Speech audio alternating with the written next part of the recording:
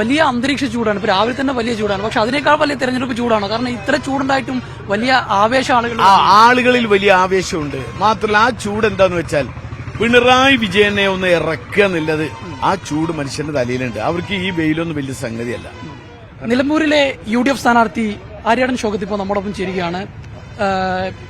ഈ അടുത്തടുത്ത മാസങ്ങളിലെ തെരഞ്ഞെടുപ്പുകൾ, ബൈ ഇലക്ഷൻ, പഞ്ചായത്ത് തെരഞ്ഞെടുപ്പ്, അതിനുശേഷം അപ്പൊ കൂടുതൽ അടുത്ത് വോട്ടർമാരോട് ഇടപഴകാൻ കഴിഞ്ഞു. അതെ, എനിക്ക് ഈ കഴിഞ്ഞ ഒരു വർഷത്തിനിടയിൽ 4 തവണ ആളുകളോട് നിലമ്പൂർ നിയോജകമണ്ഡലത്തിലെ എല്ലാ വാർഡുകളിലും പോകാൻ കഴിഞ്ഞു. ഞാൻ ആദ്യം വോട്ട് ചോദിച്ചു പോയി, അതേപോലെ നന്ദി പറയാൻ പോയി, അത് കഴിഞ്ഞിട്ട് പഞ്ചായത്ത് ഇലക്ഷന് വോട്ട് ചോദിക്കാൻ പോയി. പിന്നെ ഇപ്പൊ 4ാമത്തെ തവണയാണ് ഈ വരുന്നത് ഈ ഒരു വർഷത്തിനിടയ്ക്ക്. മാത്രമല്ല ഞാൻ അതിന് ഈ ഒരു വർഷത്തിനിടയ്ക്കുള്ള ഒരു മാറ്റം ഞാൻ കാണുകയാണ്. കൂടുതൽ ആളുകൾക്ക് സന്തോഷവും സ്നേഹവും പങ്കിടാൻ അവർക്ക് കഴിയുന്നുണ്ട്. മാത്രമല്ല കഴിഞ്ഞ 8 മാസത്തെ എന്റെ പ്രവർത്തനത്തെ അവർക്ക് വലിയ ആത്മവിശ്വാസം ഉണ്ടാക്കിയിട്ടുണ്ട്. കാരണം പ്രതിപക്ഷത്തിരിക്കുന്ന ഒരു MLAക്ക് പോലും ഇത്രമാത്രം ചെയ്യാൻ സാധിക്കുമെന്ന ഒരു കൃത്യമായത്, പിന്നെ എന്റെ പിതാവിനോടുള്ള ഒരു സ്നേഹവും എന്നോട് കാണിക്കുന്നു.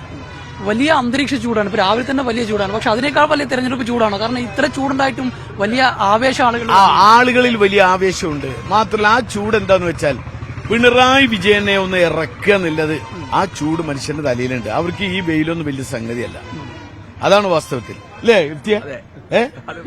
പിണറായി ഇനിയിപ്പോ പൊരി വെയിൽ, ഇനിയിപ്പോ 46 ഡിഗ്രി സെന്റിഗ്രേഡ് ആണെങ്കിലും ജനം ഇറങ്ങി പ്രവർത്തിക്കും പ്രാവശ്യം. കാരണം പിണറായി വിജയൻ ഗവൺമെന്റിനെ ഇറക്കുക എന്നുള്ളതാണ് കേരളത്തെ ജനങ്ങളുടെ ലക്ഷ്യം. ഇത്തവണ ഒരു ചരിത്ര വിജയമാവോ? ചരിത്ര വിജയമായിരിക്കും 100%. കാരണം UDFന്റെ സ്ഥാനാർത്ഥിക്ക് അസംബ്ലിയിൽ ഇന്നേ വരെ കിട്ടിയ ഭൂരിപക്ഷത്തിനേക്കാൾ കൂടുതൽ ഭൂരിപക്ഷം ചരിത്ര ഭൂരിപക്ഷം. എതിർ സ്ഥാനാർത്ഥി ഒരു ഫുട്ബോൾ പ്ലെയറാണ്. അദ്ദേഹം വലിയ ഫുട്ബോൾ താരങ്ങളൊക്കെ ഇവിടെ കൂടുന്ന വലിയ ഷോക്ക്. അതൊന്നും അല്ല, ഞാൻ എതിർ സ്ഥാനാർത്ഥികളെ കുറിച്ചൊന്നും പറയാറില്ലല്ലോ, നിങ്ങൾക്കറിയില്ല. അദ്ദേഹം എന്റെ വളരെ അടുത്ത സുഹൃത്താണ്, വളരെ നല്ല ബന്ധമുള്ള ആളാണ്. പക്ഷെ ഇതൊരു ഫുട്ബോൾ മാച്ച് അല്ലല്ലോ. ഇനിയിപ്പോ ഫുട്ബോൾ മാച്ച് ആണെങ്കിൽ തന്നെ വെറ്ററൻസ് മാച്ചിനല്ലേ ഇപ്പൊ അത്തരം പ്ലേയേഴ്സിനെ കൊണ്ടുവരേണ്ട കാര്യമുള്ളൂ. ഒരു വെറ്ററൻസ് മാച്ച് അല്ലല്ലോ ഇത് നല്ല ചൂടില് കരുത്തോടു കൂടി അതിന് നല്ല ഫുട്ബോൾ താരങ്ങൾ ചെറുപ്പക്കാരെ നമ്മളെ കയ്യിലുണ്ട്. ഇതൊരു വെറ്ററൻസ് മാച്ച് അല്ല. അങ്ങനെ വെറ്ററൻസ് മാച്ച് ആവുമ്പോഴല്ലേ നമുക്ക് അത്ര പ്രശ്നങ്ങളുള്ളൂ. അങ്ങ് ഇവിടെ പ്രസംഗിക്കേണ്ടായി വരാനിരിക്കുന്നത് UDF സർക്കാരാണ്, UDFന്റെ ഭരണപക്ഷ MLA ആയിട്ടുണ്ടാകുന്നുള്ളത്. നിലമ്പൂരിലേക്ക് ഒരു മന്ത്രിക്കാർ വരുമോ? അല്ല, നിലമ്പൂർക്ക് മന്ത്രിക്കാർ കുറെ ഇതിലെ പോയിട്ടുണ്ടല്ലോ. അങ്ങ് മന്ത്രിക്കാരിൽ വരുമോ? അല്ല, ഞാൻ വരുമൊന്നുമില്ല. അതൊക്കെ ഇപ്പൊ പാർട്ടിയൊക്കെ തീരുമാനിക്കേണ്ട കാര്യമല്ലേ. ഞാനിപ്പോ ആദ്യമായിട്ട് MLA ആവുന്നു, ആദ്യം തന്നെ മന്ത്രി ആവണം എന്നൊക്കെ ഇപ്പൊ ഞാൻ ആലോചിച്ചിട്ട് കാര്യമില്ല. പാർട്ടി തീരുമാനിക്കുന്ന കാര്യങ്ങളാണ്. എന്തായാലും ജനങ്ങൾ എന്നെ ജയിപ്പിച്ചയച്ചാൽ ഭരണപക്ഷത്തായിരിക്കും ഞാൻ ഇരിക്കുക. കഴിഞ്ഞ ബൈ ഇലക്ഷനിൽ PV അൻവറിന് കിട്ടിയ വോട്ട് താങ്കൾക്ക് കിട്ടും. PV അൻവർ ഇപ്പോൾ UDFന്റെ ഭാഗമാണല്ലോ. സ്വാഭാവികമായിട്ട് കിട്ടുമല്ലോ. PV അൻവർ UDFന്റെ ഭാഗമായപ്പോ തന്നെ ആ വോട്ടുകൾ നമുക്ക് ലഭിക്കും. മാത്രമല്ല PV അൻവർ കഴിഞ്ഞ പ്രാവശ്യം പിടിച്ച വോട്ടെന്ന് പറയുന്നത് അത് പിണറായി വിജയൻ വിരുദ്ധ വോട്ടാ. ആ വോട്ട് സ്പ്ലിറ്റ് ചെയ്യുക ചെയ്തത് കഴിഞ്ഞ പ്രാവശ്യം. ഇപ്രാവശ്യം അതില്ല.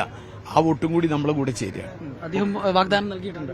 അല്ല, ഞാൻ പറഞ്ഞില്ല, അത് ഇതിപ്പോ UDFലെ ഓരോ അംഗങ്ങളും ഓരോ വാഗ്ദാനം അദ്ദേഹത്തെ എടുക്കുമ്പോൾ തന്നെ UDFന്റെ ഭാഗമായില്ലേ.